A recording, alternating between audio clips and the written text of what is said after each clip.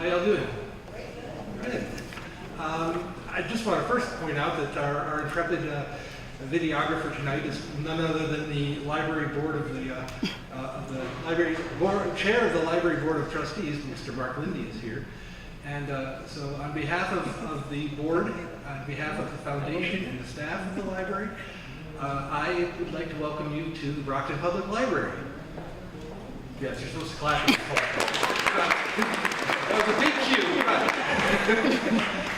It's going to be a great event. I can't wait to hear as much as I can tonight about this on this panel, and I'll stay as long as I can. And they have to pick my daughter up from karate at 8. So without further ado, Jonathan Stroud is going to tell you a little bit about the program that we're running tonight. Jonathan.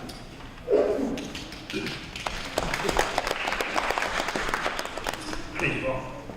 Good evening. My name is Jonathan Stroud, and it is my honor to talk about the American Immigration Dialogue Series.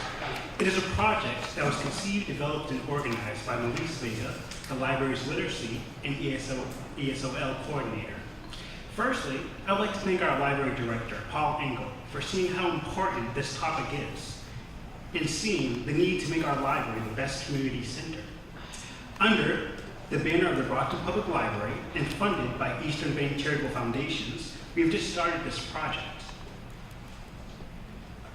series that will change the notion that older immigration experiences should be separated from newer immigrant experiences. The American Dialogue series is made up of 5 different parts. The first part is lectures. The second is forums. The third is interviews, training workshops, and then interviews of immigrants, past and present. The fourth, we will create a new segment in our Adult Services Department. The recorded interviews will then be placed on digital files. And then finally, each year we will publish some of the interviews in anthologies. And this series is both important and unique. It is important because part of its existence is owed to immigration being a hot button issue in our local and national news. This project is unique because the purpose of the project is to bring 2 mighty immigrant experiences in conversation and history together, since they have been separated so far in the immigration debate. For example, the older Ellis Island European immigrants with the newer African, Asian, Latin American, and Caribbean immigrant groups. There isn't anyone who is trying to bring these different groups together except the American Dialogue series. So thank you all for coming out tonight to support us, and we hope that you continue to come out.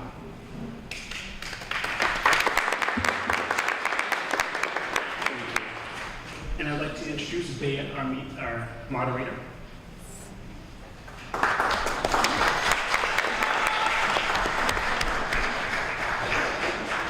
Hi everyone, thank you so much for coming out tonight. Thank you, Jonathan, for your words. Thank you so much to the Brockton Public Library for allowing me to be here today. Melise Vega and your staff, you guys are great. I really appreciate having this opportunity, being a woman and being an immigrant myself. We have a great panel for you today. I would like to introduce Bianca Gay. She is an immigration lawyer and part of her own firm, and she's here in Brockton.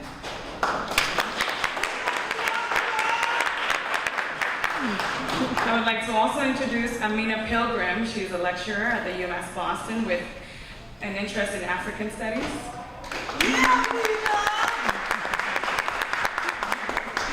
And last but certainly not least, Isabel Lopez, who has a plethora of different labels, but for tonight we will call her an activist, an organizer, and a labor rights movement advocate.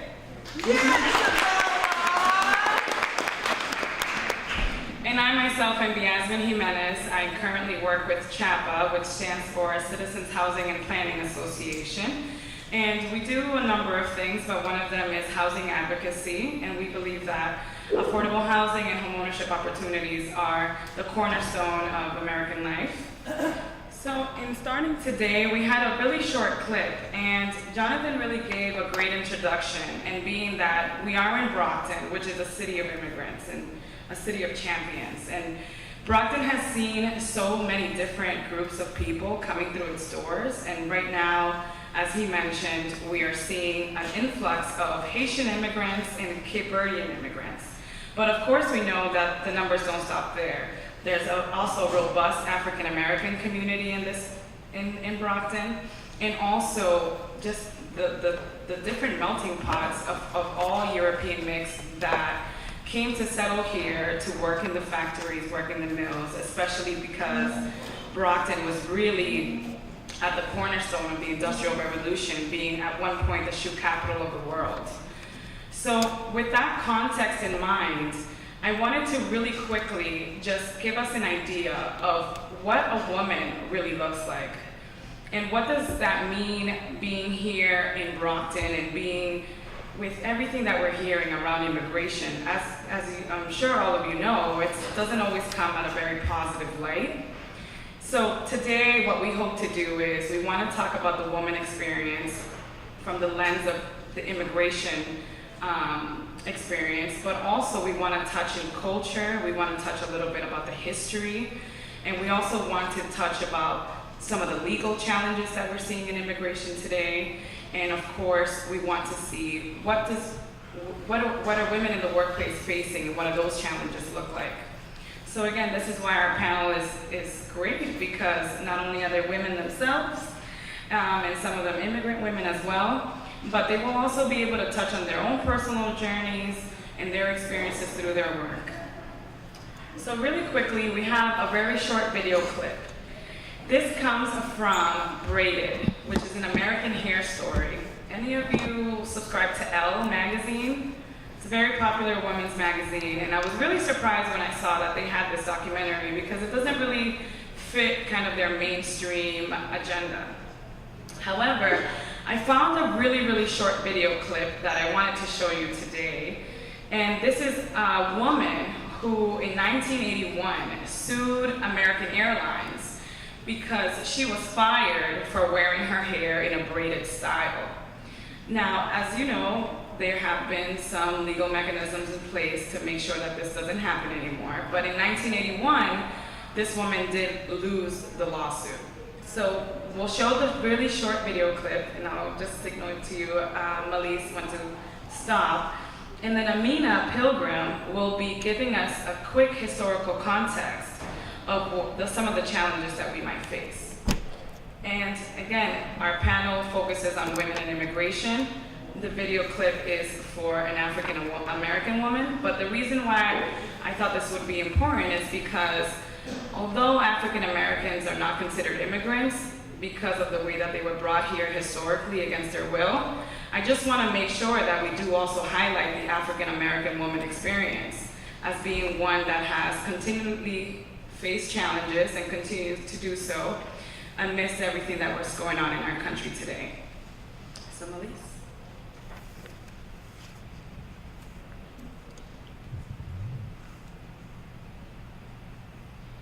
Significant consequences for wearing just that style.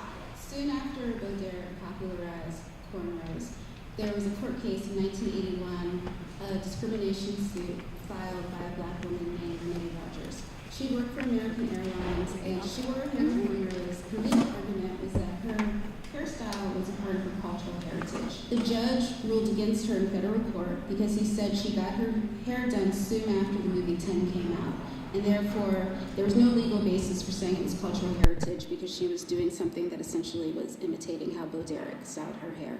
There are many cases where women went with braids or with natural hair, and that wasn't seen as professional because they were expected to socialize and assimilate to white American cultural norms. I came into the restaurant, I had black braids with like this color. And you know, restaurant spec is you have your hair in a ponytail, pulled back out of your face, whatever. So I had it all back in like a long, just regular Dutch braid hanging. I saw like the management side-eyeing me like throughout my shift, throughout the day. They sat me down and he's like, you know, I want to talk to you about your hair. And I'm like, what about it? I'm thinking it might be a little too ethnic for the restaurant. Is there a way we can tone it down? Tone it down? Like, how do you want me to tone down my braids, you know? I said, you know what? I'm sorry, but I won't be taking my hair down. You have any other suggestions? He goes, well, I'm going to have to contact corporate and see how we can handle this because I just don't think it's restaurant spec. Okay. The next day, he told me I didn't have to come in for my shift. It's because there's this general understanding that if you want a black person to appear scary or not like fitting in with quote unquote American values, is to show us with natural textured hair. The running joke now at that restaurant, since I've opened the braid bar, over half of his staff gets their hair braided here. All of the white girls. There are even white girls there in faux locks. People tell me, like, Nice, oh, we I can gotta talk get my hair here. braided, but I gotta take it off Monday because it's not corporate, for work. Or the Thank you. So really quickly, I believe that women and oftentimes are the cultural transmitters of their families, and coming into this country in a lot of different ways, we can see that there are some challenges in trying to navigate both of those worlds. In the context of the African American woman, there never was that direct connection to their own country, again, because of historical perspectives. But I wanted to take this opportunity to talk to you, Amina, and through your work, and how we're seeing immigrant women also seeing some of these same challenges when they're trying to be a new American citizen and maybe try to assimilate into the American community, while also holding on to some of their own cultural understandings and some of their own cultural standards. So where do you see that this has happened continuously, historically? And I wanted you to give us some ideas. Where have the challenges happened? Well, if I can, I want to first. Oh, can everyone hear me? Okay. It's off.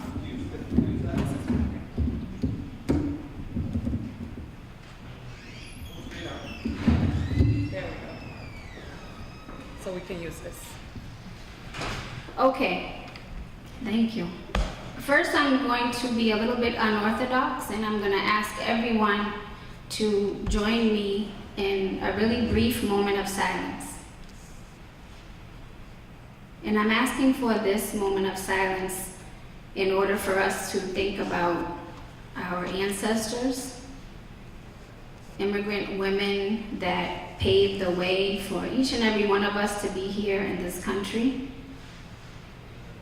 Let's think about the immigrant women who are in this room.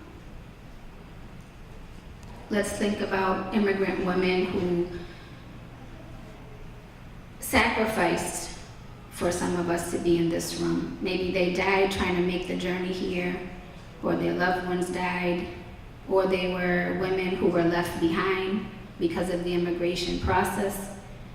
And let's think of immigrant women right now who are struggling with the thought of losing their status or losing family if President 45 goes through with some of his actions.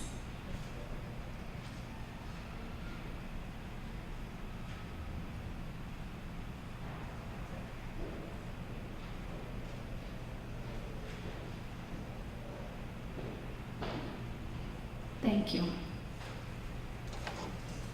I do that for a couple of reasons.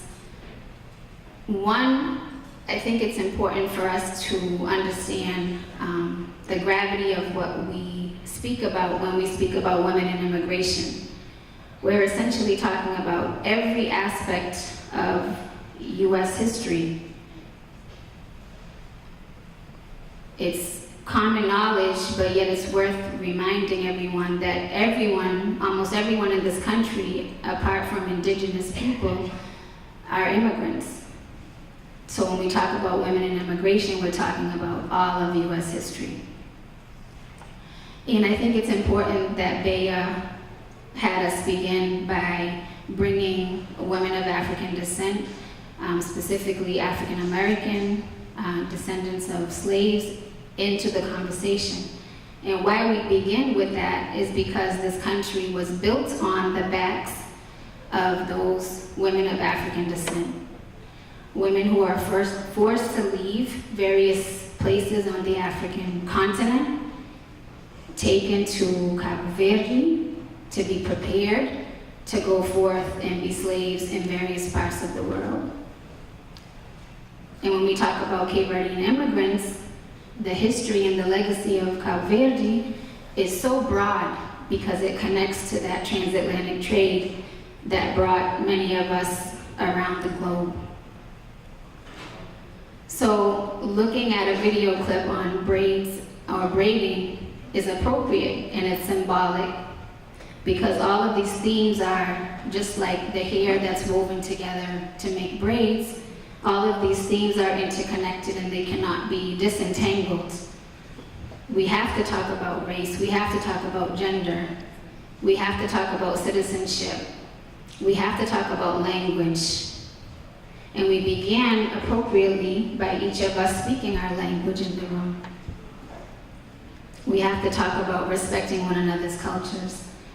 And one of the reasons why I love being in Brockton is because we are all here together, building this great community. Okay, so to go specifically to the question that Bea asked, I think that the struggles that we face as various members of diverse immigrant communities, and specifically as women in these communities, continue every day. There are challenges that we face at home. There are challenges that we face at work. There's challenges that we face everywhere that we go. It's hard to even begin to discuss it because it's so pervasive. You know, before I came here, a single mom, I was home preparing dinner for my son, helping him with his homework, you know, and thinking about how when I was his age, it was my grandmother that was doing that with me. So the challenges are all around us. In the workplace, I think we continue to be asked to conform, whether it's by how we dress, how we speak, how we communicate. Something intimate, like grieving a loved one. If you're from a culture in the African diaspora, such as the Cape Verdean culture, when we lose someone that we love, it takes us weeks, months, years to process that. We have rituals around mourning. Those things are not understood within the American or the United States professional context, right? So we're asked to compromise many of our traditional values in order to conform and to get by in the workplace. Our children are asked to compromise traditional values in school. And if they don't act according to certain cultural codes and norms that are set for them in the United States, in schools which are built to try to train them to be patriotic, then they go to the principal's office, right? So the challenges are ones that are pervasive. And when our children face challenges, it's the women that have to bear the burden. In the interest of time, I'll stop here, but there's so much that we can say, and I hope that we can have a dialogue and actually talk to one another and not just the panelists talk to the audience. That's great. And I heard the word compromise a few times in there. And it sounded like oftentimes the compromise came between the immigrant woman wanting to be her authentic self in a setting that was completely unfamiliar to her.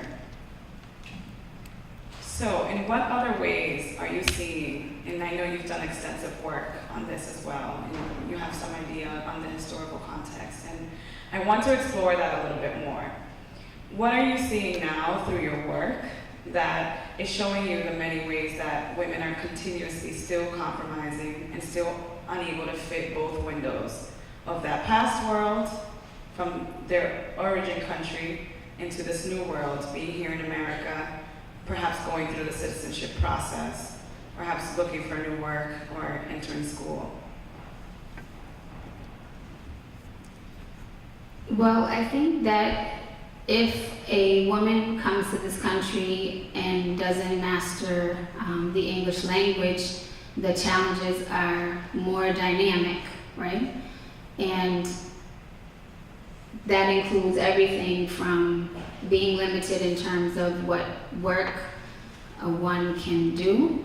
And even if they're doing work in the informal economy, such as caregiving, childcare, and anything that they might be paid, quote unquote, under the table, that work is not going to be valued as much as work in the formal economy. So I'll begin with that. And then to add to that, if a woman, whether or not a woman comes partnered or married or with her children or without children, she will face the overwhelming challenges associated with that. And I know that my colleague Isabel is going to talk a little bit about that. Just the fear and agony that any mother in this room can relate to of not being with their children for moments, let alone days or maybe years, waiting for the U.S. system to provide visas or their country to provide visas so they can be reunited. Maybe they marry and they're with someone who's abusive. That can happen in the homeland and transfer to here, or maybe it will happen here and then here they're isolated. There's so many challenges. If a woman is a woman of color, specifically a black woman and Muslim, then you have even greater challenges, right? Because now you're facing not only the language barrier and racial discrimination, but you're also facing Islamophobia. So, as I mentioned before, the challenges are pervasive, and it's important to understand the historical context to appreciate what those challenges are. In my day-to-day life, in the nonprofit that I lead, that I help lead, and in the work that I do as a professor at UMass Boston, I speak to individuals every day, and I have individuals in my own family who experience this. And so these are just scratching the surface, but I'm sure that people right here in the audience can also add to what I'm saying. And just to stress that out a bit more, you've hit on a couple notes that sometimes as just one individual can be facing several different systemic barriers. What do you see as being some of the psychological effects that this happens when there is an intersection between religion and then gender and facing all the different types of discrimination? I'm glad that you asked that question. I think the psychological pain that is felt is something that is not talked about enough. And I think that it speaks to the invisible costs that immigrants have to bear. We hear a lot in the news about the costs in terms of money that immigrants, may or may not have to face, but I think the psychological costs are many as well. And that just, the pain of separation from family is one. Trauma, immigration itself is traumatic, right? And then being forced to compromise pieces of yourself that you identify by, that you define yourself by, that inflicts another trauma. So you have primary trauma, secondary trauma, and then you have all the other sources of pain and frustration and stress that come along with those. And in most of our languages, I don't think that we have a word for stress, right? I speak to many of my Creole, whether it's Haitian Creole, Cape Verdean Creole, and we laugh about the fact that we didn't know a word for stress until we came here. And some of us use the word stress, but we, Creolize it. So that speaks to the psychological condition as well. Chamo Papillon na crioulo, na caso que se alguém está ali que você entende essa palavra. Em princípio, Papillon bocadinho na importância de Cabo Verde e importância de Cabo Verde no mundo inteiro. Começando com a história de escravatura e que os donos de escravos que tira africanos de África, eles param na Cabo Verde para preparar que escravo para outro país no mundo. E o processo começa com mulheres de África, mulheres de Cabo Verde. E por que razão é importante para conhecer uma história ali na América? Uma coisa que nunca fala em inglês, manda falou assim, e gasta de esquecer, mas imigrantes de Cabo Verde é a primeira raça de povo africano que vem para a América livre. Eles bem como escravos, eles bem livre. Mas não história está conectado com aqueles africanos que vêm ali como escravos. Depois também um bocadinho de sacrifício de mulher, que é mulher que vem como imigrante, sacrifício seu. Depois que as imigrantes, que as mulheres que ficam na terra, sacrifício ainda mais, como de eles que mantêm cultura, eles que mantêm família, eles que mantêm Cabo Verde inteiro, quando todo imigrante sai de lá. E depois também um bocadinho naqueles efeitos na nós, psicologicamente, e de toda maneira, a imigração afeta um povo de toda maneira. E depois, eu gostava de ouvir histórias de todo alguém que está ali, para não papo ainda mais. Thank you. I picked up a few words there. I'm going to take that away from here tonight. We do not have a word for stress, I don't think. I'm Dominican and in Spanish. I think you're right. I think we've taken stress, and we'll say estrés. But we won't say, we don't have an actual, like, definitive word for what that actually means. Now, Bianca, I just wanted to talk to you really quickly. So, and I think we've touched a little bit on it already, but what are you seeing as some of the legal challenges that you're seeing? And I would love to know about your work here in Brockton as an immigration lawyer and what you're seeing that is coming up. Of course, immigration is something that we're constantly seeing on the news, but I'd like to see how it's affecting this local community.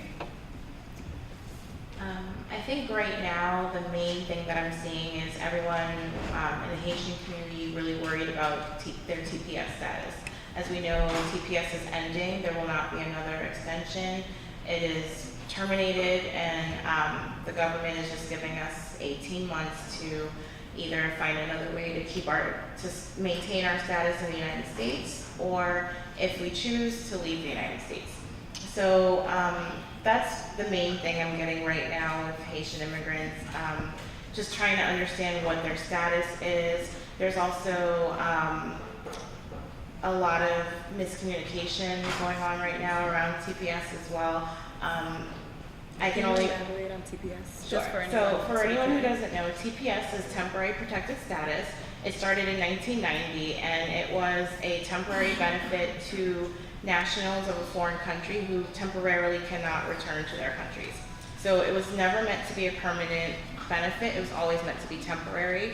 And while you have TPS, you cannot be deported. You can work. They allow you to apply for a work card. So while you are in TPS status, you cannot be deported.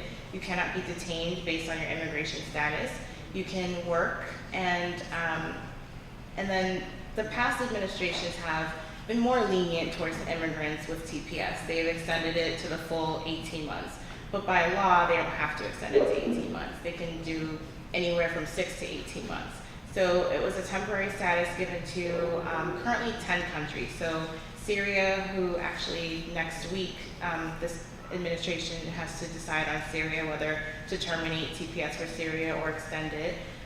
So we just learned El Salvador got their TPS terminated. Haiti, Honduras is kind of in a limbo right now. There's a whole bunch of different countries right now that have TPS. El Salvadorians alone, there's over 200,000 people from El Salvador living in this country with TPS, and they're being impacted.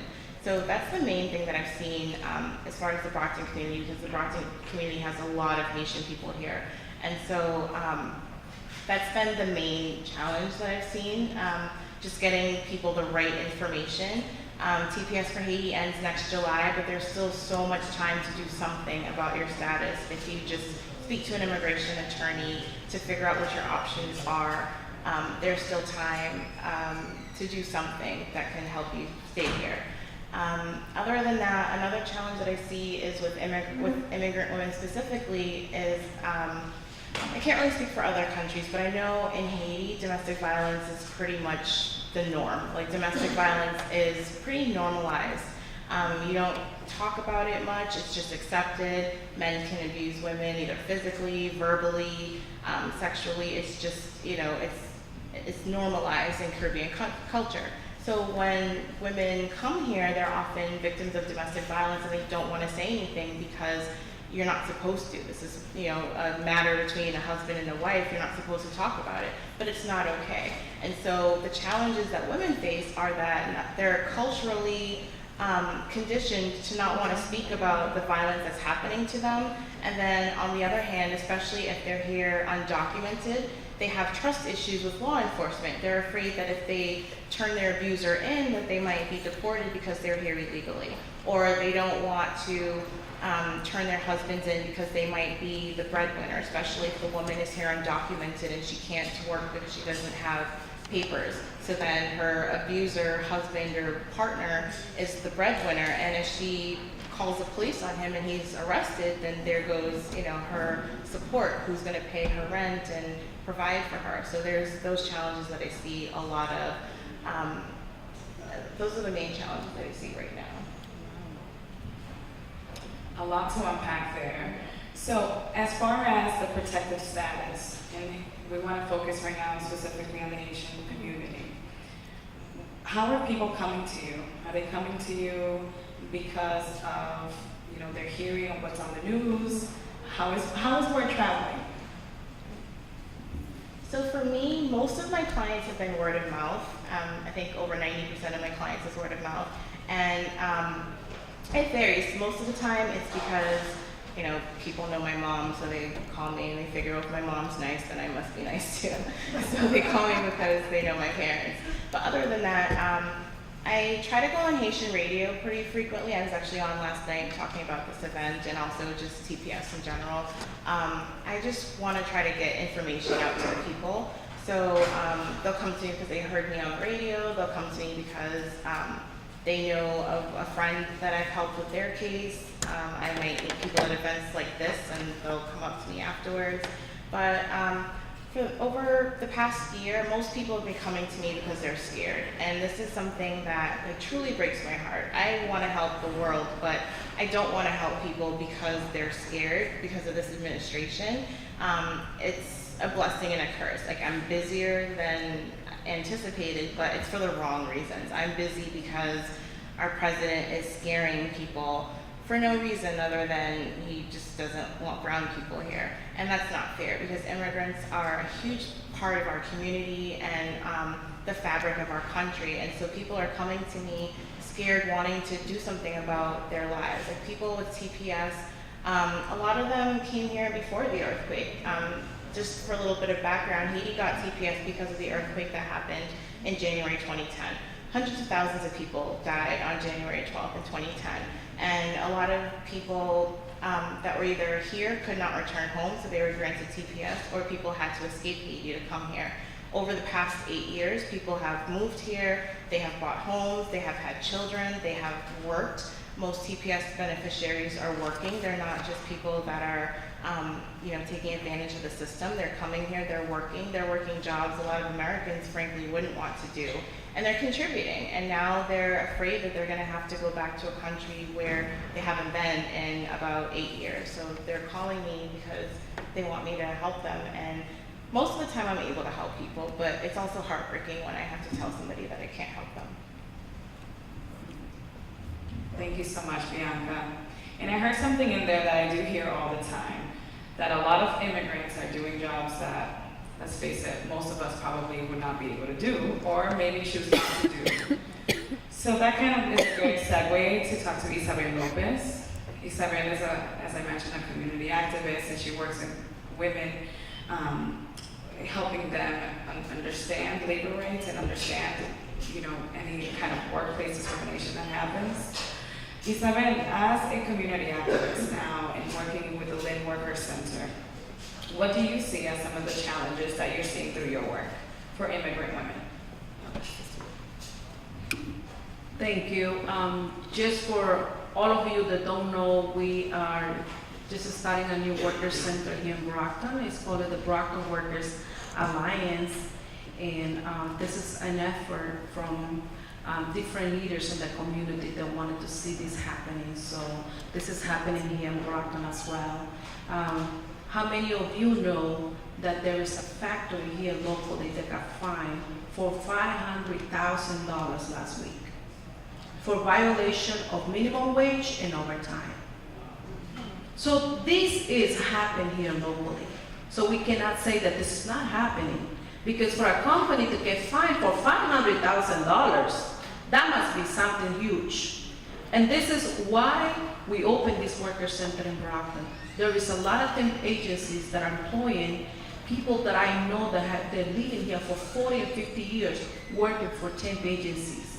So a lot of women that are working in these temp agencies do not even get the minimum wage pay, not even vacations, overtime. They're getting exposed to chemicals in the workplace, yet they cannot speak because they are in fear of, speaking out, fear of retaliation. They fear that they're going to get deported. Out of the 37,000 people detained already, South Bay, Plymouth County Jail, Bristol County are keeping those women, many of them that are mothers of children living in this city. We in this room have women that thankful for our friend Amina, who did the one, asked for a 1 minute silence, because this is real. The pain that we are going through right now is real. This is not something that we're invented, this is real. And so I want to say that going back to, the fine and what's going on here in Brockton is true. Many women working for jobs, taking care of all the people. How many people do you see out there that are taking care of themselves? There's many people here that need someone to take care of them, of some of them. And they're working as housekeepers, as nannies, cleaning homes. They're working in the laundries. They're working in the nursing home. They're working in factories. They're working the jobs that nobody else wants to do. But yet, they don't get treated as they should, as the law says. There is so many labor violations happening across the states. But we have to build up the women, the immigrant women, those that are undocumented, letting them know that they have rights, and that our Attorney General is very, very serious about violations, labor law violations. So this is why we're doing this work here, because we need to overcome all these things. So I want to, encourage everyone and let everyone know that whatever you're going through, it's important that you speak up, that you know there are other people here who went through the same. I did go through the same. I had to start working 2 and 3 jobs to feed my families, but yet many women do not have the time to spend time with their children, to do homework, because they're not at home with the children at home. They're working to pay the expensive rents, to feed each family. So we have to be real about these things.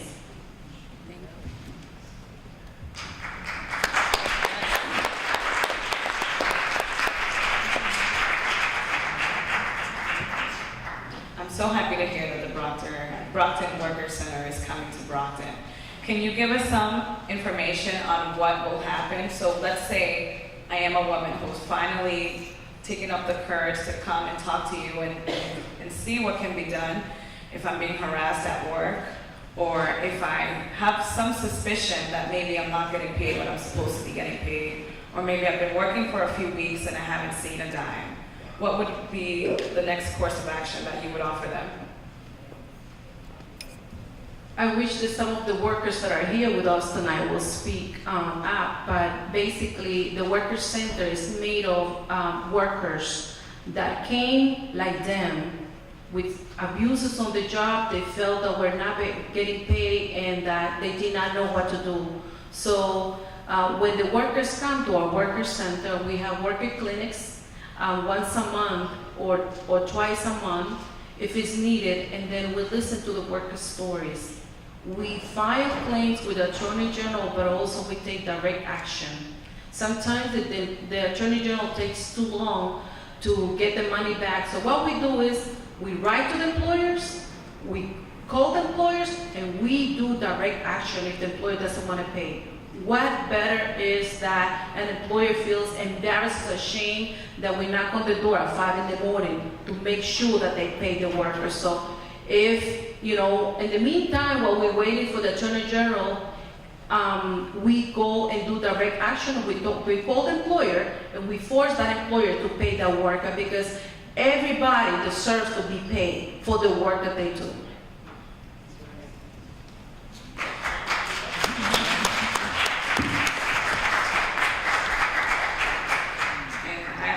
I know, I don't know about any of you in the room, but I know if you come at 5 a.m. in the morning knocking on my door, oh boy. Can you tell us a little bit about the type of work that you see the women that you're helping in your community action centers? What kind of work they're doing in their communities? We have women in this city that get up at 5 in the morning to go to take care of someone else's children, but they don't have time to take care of their own children. We have women that go out far away to Newton to clean homes. We have women that work in factories that are so cold that they cannot bear the weather, but the cold, but they have to pack food. We have women here that have to clean other people's buildings. We have women that are here working as roofers. Roofers. You see women doing men's jobs because there is no other way that they can live, because many of them, you know, they need this job. I have people here calling me every day, can you help me find a job? And many times they are educated. They have skills, they have diplomas, they have degrees from the countries. But in here, they have to take the lowest paying job. And I know many of us that are new in this country have to start somewhere. And that's why it is important that we let them know what are the rights. So every single job that you cannot even, you know, think that they can do, they do it. We have women doing painting jobs. You know, we have women throwing trash of other people. We have women cleaning laundry that is like nobody else can do. But this is like the jobs that we're doing. And I know that we all feel proud of the work that we do because, you know, we have to lead. But at the same time, it's not fair that we have to do everyone's job but yet get criticized. That we are here taking other people's jobs. Who said that? Who said that we are taking other people's job? We are here because we come as anyone else to build the American dream. Most likely, and I know, because working with the community, there's less likely that immigrant women depend on public assistance. Why? Because we are feared that someone is going to take our children away. We are feared that we are afraid that other people are going to, you know, find out that we are here taking people's, you know, other people's money. We also afraid that, you know, we don't know how to navigate the systems. And on top of that, we don't speak the language. So this is so many barriers for us to keep doing and struggling every day, but yet this country does not really think about, you know, the contributions, does not necessarily speak about the contributions that we make as immigrants, as workers, as women.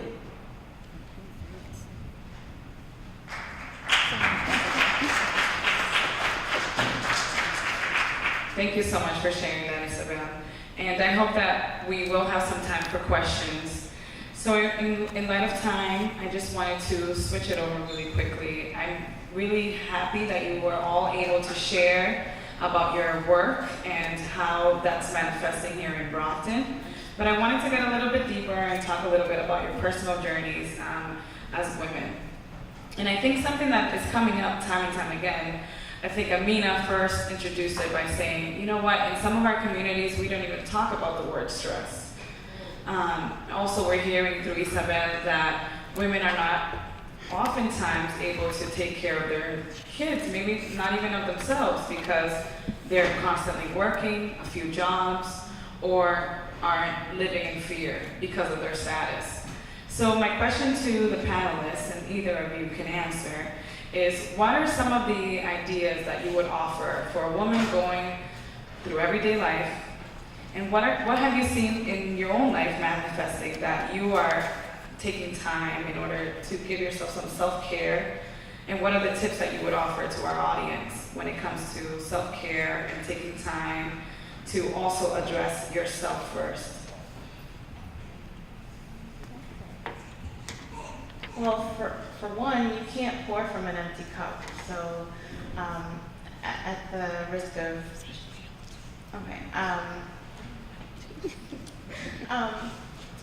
at the risk of also sharing another cliche, Maya Angelou said, "Nothing will work unless you do." So it's really important for you to take time to pour back into yourself. Women especially give so much of ourselves to everybody. We're the caretakers. We gotta take care of our husbands, our partners, our children. Very rarely do we ever stop and take some time to take care of ourselves. I personally am dealing with this with my mother right now, who refuses to just take care of herself for once in her life. And I realize this is a symptom of her being an immigrant woman. She has to be strong for everybody all the time, that she can't even take 5 minutes to be strong for herself. Just to say it in Creole. Li très important pour nous prendre pour nous travailler sur tête nous, pour nous reposer, pour nous checker tête nous, parce que tellement, spécialement femmes, tout en appelé par tout l'autre monde, appelé de tout le monde, nous ne va jamais de tête nous. Nous pensons de tête nous dernier. Donc tout le monde, nous mettons tout le monde devant nous, nous mettons tête nous en dernier. Et puis c'est très important pour nous prendre du temps pour nous reposer, pour nous checker tête nous, parce que si nous ne pas checker tête nous, nous ne pouvons pas faire rien pour aucun autre monde.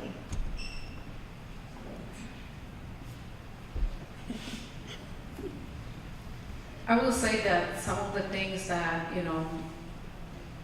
when we come to this country, many of us do not, become very slim, and, we have time for everything in our countries. I remember that, we have the coffee time, we have the nap time, we have all the time, the stores close between 12 and 2, everybody has time for everything. When we come here, we eat so much that most of us become overweight, because that's, my anxiety, sometimes people, the stress, you eat, that's who I am, and I know that in our cultures, it's not something that we are so used to eat, but when we come here, because there is nothing else that we have inside of our homes, but think about the stress and eat.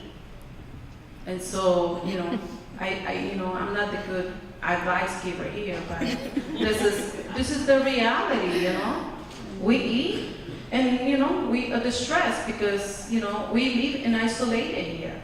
I know families that they come to learn that they have to leave closed doors, and that's a trauma.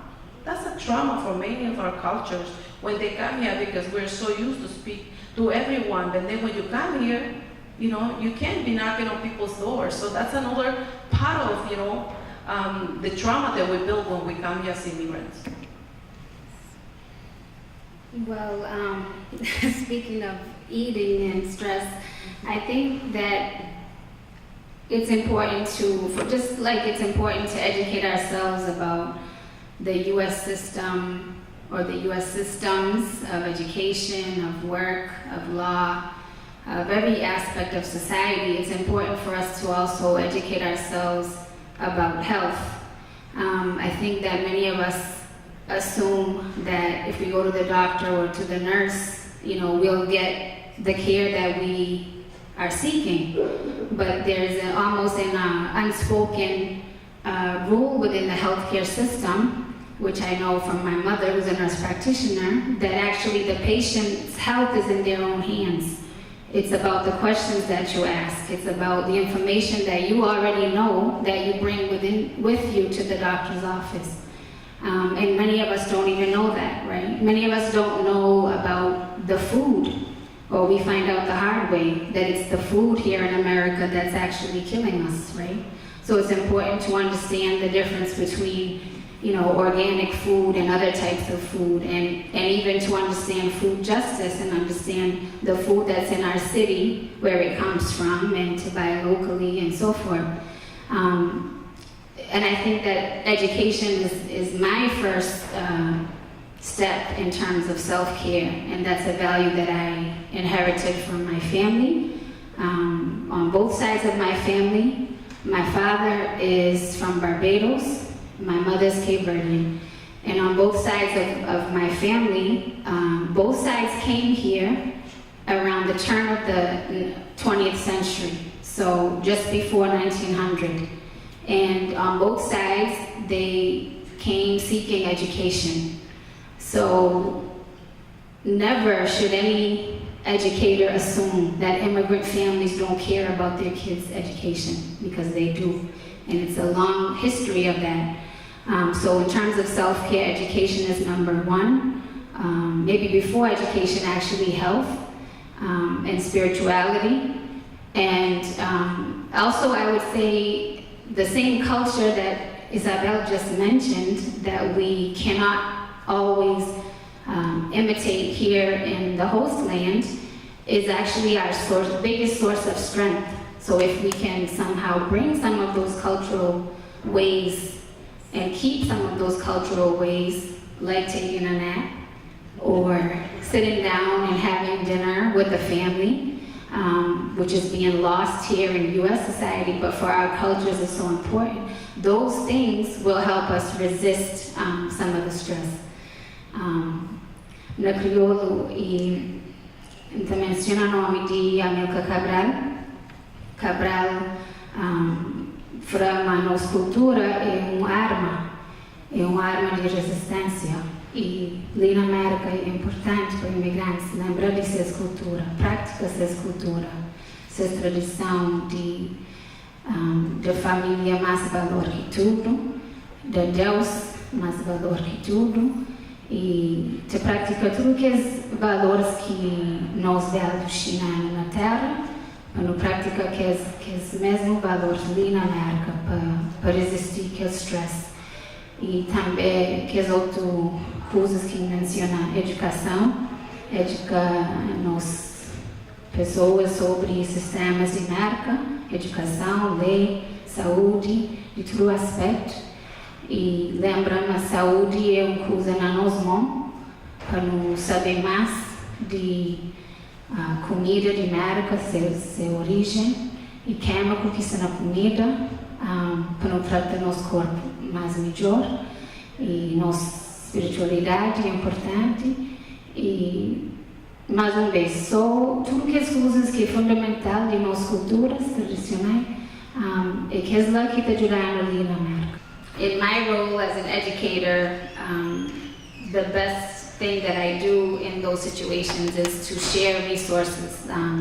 So I would just share all the knowledge that I have of the resources that are available in our society, to empower those women with that knowledge and to give them that knowledge, and then hopefully they seek out the resources that they need.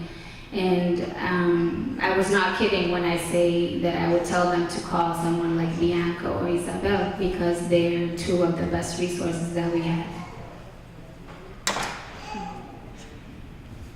I will say that I think it is important that we feel proud of where we come from, that we share who we are, that we share the contributions that we all make to this country, that it is important too to live without fear, because many of the immigrants that came before us, they went through the same things. If you take a look at the Irish people, if you take a look at the They also, many other cultures went through the same that we're going through. So living in fear will just give us more anxiety, depression, panics. It is important that we build circles of love, of sharing, because we need to, be here with one another. If something that you need help, yes, you need to call us, but at the same time, we can't just help anyone just because you're living in fear. I think it is important that you get to know your rights. What are your rights? What you should do? That's why we're doing the Know Your Rights in the community. We're going to be doing at least 2 or 3 with Bianca. We have been doing them in the community. We hope to do one here in the library. So, get educated, learn what are your rights, what to do. If ICE comes to your house, what are your rights on the job? What are the options that you have as a family to stay in this country? But the most important, I think that we have to have faith. Because faith can break everything, right? And faith cannot separate the families. Quiero decirles a todas, la comunidad nuestra, que vivir en el miedo no nos va a llevar a ninguna parte, que tenemos que ser fuertes, que tener fe, aprender nuestros derechos, qué hacer, pero también es importante que nosotros aprendamos y formemos círculos de amor, círculos de compartir nuestras contribuciones en este país. Porque eso es, muchas otras personas pasaron lo que nosotros pasamos ahora y nada puede derrumbar, porque la fe es lo último que se pierde. Faith is the last thing that we lose, and I think that, me, myself, I feel very proud of who I am, where I come from. I didn't choose to be a Honduran. I didn't choose to be this color, only God did it, and I'm very proud and thankful. And I'm very thankful for my community, for everyone who's here, building the economy, being the backbone of the economy of this country. Thank you. Thank you so much, all, for your words. Now, I know we have passed out some cards for the audience to write down their questions.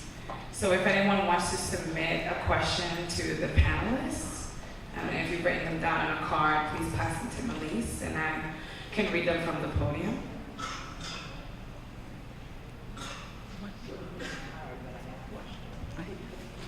Or this is also your time to write down a question if you haven't yet. So. Si tienen preguntas, escríbanlas en la tarjeta.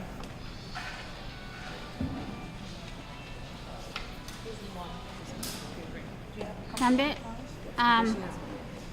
just tell everyone they can write in whatever language they. And you can. Huh? Okay, so this is the time to write the questions down on a card if you have one for the panelists, and make sure you can also write them in whatever language you choose. And it seems like we have a multilingual expert, so at least Haitian, Creole, or Spanish.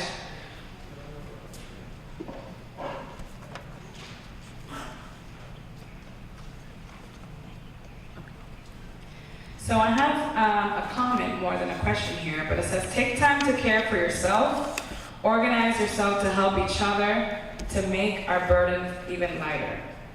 So this was a comment from the audience.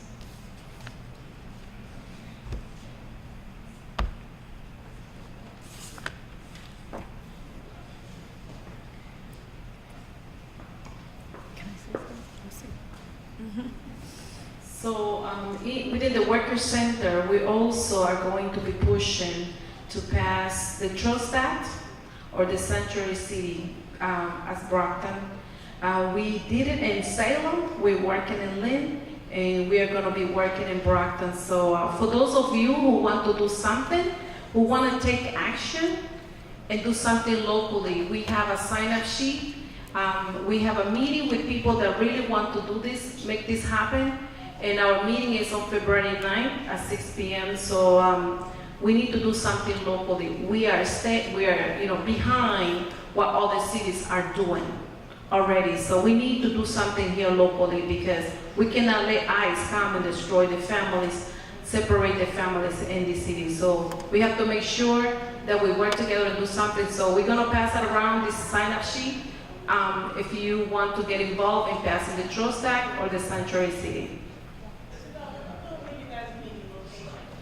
It's February 9th, it's here, so sign up and we'll call you and let you know where is the meeting, but it's February 9th at 6 p.m. Put your phone number and your name or your name and email if you want to become involved. Thank you. Yes, what is going around the sign up for to work together. We are on 68 Legion Parkway. Harbor One Bank. Yes, that's where we are. We're gonna pass around our business cards too. Yeah. Yeah. So I have a question for Bianca from the audience. What are the options that are available for a woman to feel safe regardless of her status when it comes to domestic violence? So one thing that you should definitely do if you're documented, so if you have a green card, you definitely want to make sure that you have a copy of this somewhere safe that you're keeping it.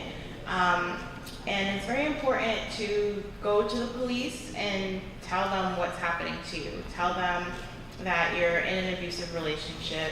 I know that it might seem scary, but it's really important because it can help to protect you. Because if your abuser is here with a green card and they are arrested, charged, and eventually convicted of domestic violence, that's an automatic deportation.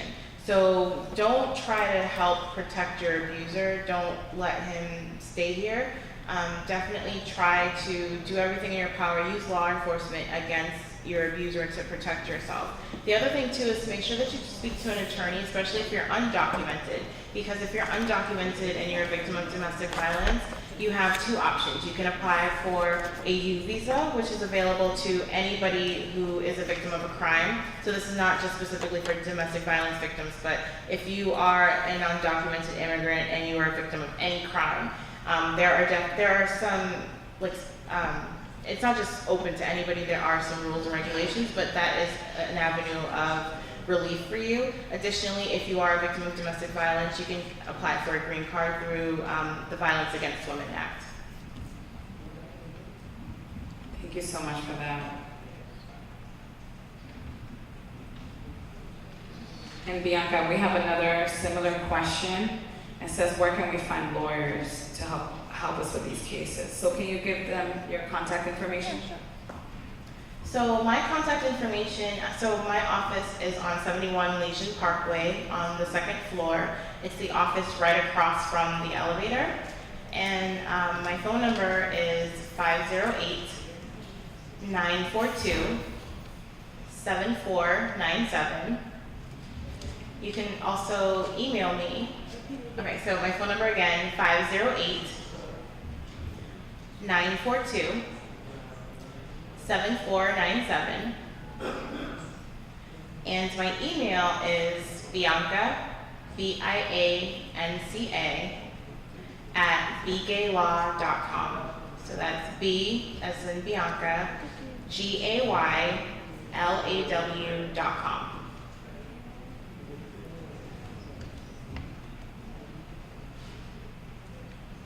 And then additionally, there are legal services organizations as well that could help.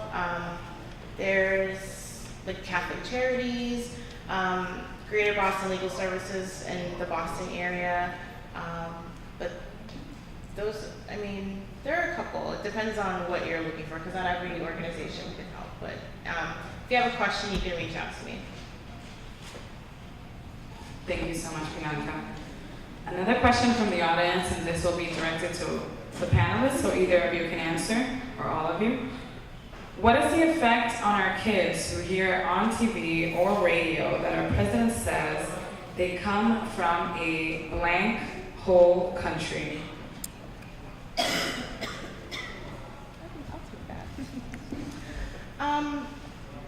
So, I mean, I would just tell my kids, I don't know what country they're talking about because I'm not from one of those countries. For me, I've always been a super proud Haitian girl. I've never had the issue of denying where I come from or being ashamed of it. Even going back to the very beginning of this event with the video of, women with braids and, just wearing braids. I've never had that problem either. As you can see, I wear my fro proudly. So I'm just very take it or leave it when it comes to me. So I would just instill in your children the value and the pride of your country. I've always been proud to be Haitian. Both of my parents are from Haiti. I've always been super proud to be Haitian, and I know the history of my people. We were the first Black nation to free ourselves from slavery. We've been paying for it ever since, but we're still the first nation in the world to declare our freedom, and if not for us, a lot of other countries wouldn't have ever been free either, including this country. So just instilling in your children the pride of their history and just making sure that no matter what idiots in the White House are saying, that they know where they come from. Just continue to do that. Thank you.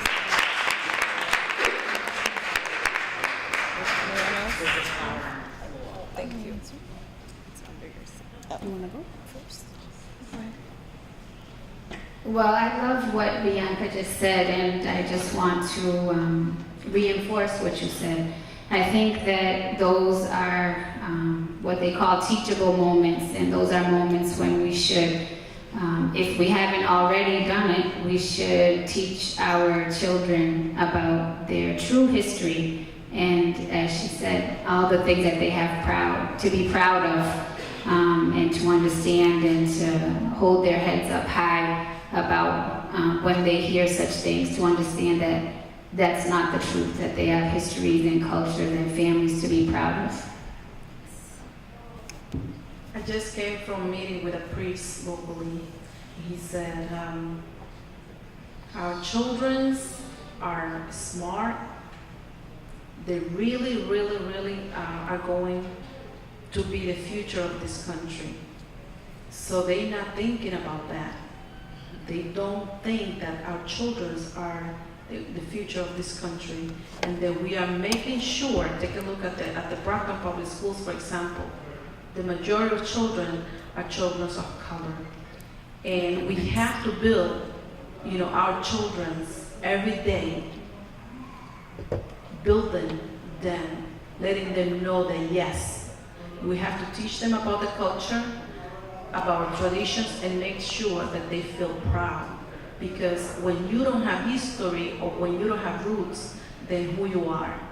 And so the priest was saying that, this is a moment of silence, but after this, after the earthquake, there comes the calm. So we hope we have to stay strong and with faith, building one another, because when all of us that are here in this room, you can take a look who's here, and this is who we are. This is Brockton, that we are here. Thank you.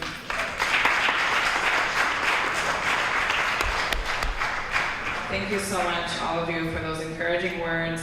We have one final question, and it's for you, Bianca. What can we do to help organize our community when they are impacted by the TPS situation? I think it's really important to come together, make sure that if you're in a position of power, if you're a community leader, I think that it's your responsibility to make sure that your constituency, that your demographic is getting correct information. There are a lot of people within, I guess specifically the Haitian community, that don't really know specifically what they're talking about, but they're given these platforms where they can tell people inaccurate things, and people are actually making life decisions based on bad information. So I think the first thing you can do is, if you have a platform, whether it's a television show or a radio station, or you have an organization that can lend the space, get people that know what they're talking about in front of your demographic to help, because the wrong help can hurt. And I've seen a lot of people that have had botched immigration cases and now are facing deportation because someone who is not an immigration attorney was telling them what they can and can't do. So I think knowledge is power. The people perish for lack of knowledge, and I think that if you have the opportunity to make sure that people that know what they're doing and can help are actually helping your people.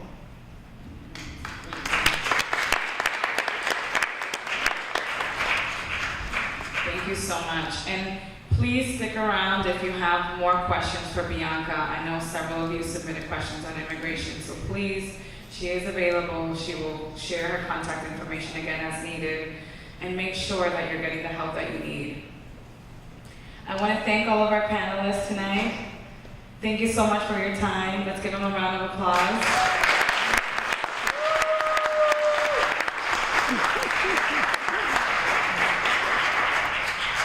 And I want to do just one more plug for a very important immigrant woman who's here with me today, and that's my mom, Gorda.